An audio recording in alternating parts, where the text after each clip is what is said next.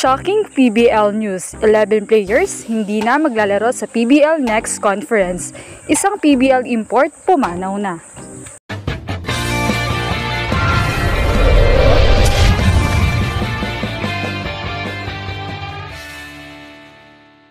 What's up, Volleyball Nation? Welcome back to my YouTube channel. Narito ako para magbigay sa inyo ng updates tungkol sa mundo ng volleyball.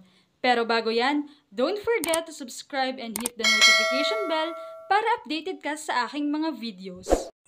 Sa unang pagkakataon ay pinagbigyan ng pamunuan ng PBL na ipahiram ang mga players nila para sa mitiin ng bansa. Bilang mahuhusay ang ipinadala ng ating bansa, ay nagmula ito sa mga teams with their core players.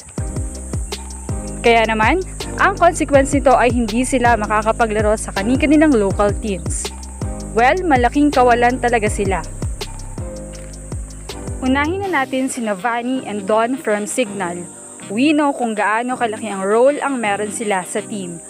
Don being the initial backbone of the defense and Vani stepping up for Rachel Andakis na naging go-to player na rin ng team. And we know isa sa problema ng Signal ay mababaw ang bench.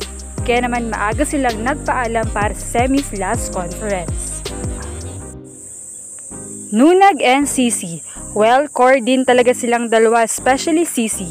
Kung kulang na nga sila last conference, mas lalo pa silang kulang ngayon. Kaya naman challenge ulit ito sa kanila kung mare-retain nilang spot nila sa finals. Del Palomata. Well, reliable rin si Del sa kanyang middle position. But still, they have strong middle Majoy Baron for PLDT.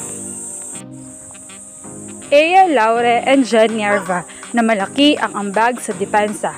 And Ea na talagang go-to girl in Sherry, especially when they needed the point most.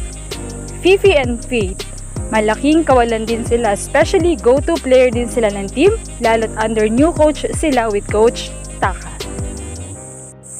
While Gemma and Tots naman ay grabe rin ang ambag nila, kaya naman malaki talaga silang kawalan sa Team Creamline. With a total of 11 players ay hindi mo na sila makikita in action sa PBL. Samantala ay isang malungkot na balita naman ang bumungad sa volleyball world nang pumanaw ang dating import ng Petrogas Angels na si Janisa Johnson. Sa kanyang paglaban sa cancer sa mahabang taon, hindi matatawaran ang husay niyang ipinakita noong naglaro siya sa PBL at naging instrumento siya nang makuha ng Petrogas ang PBL Reinforced Conference Championship noong 2019. Kasabay ng pagdadalamhating ito ng Philippine volleyball community, lalo na ang Petrogas team. Ayon sa kanila, soar high with the real angel in heaven. Rest in peace, Janisa. Anong masasabi niyo rito? Leave a comment below. Thank you for watching and don't forget to subscribe. We'll be right back.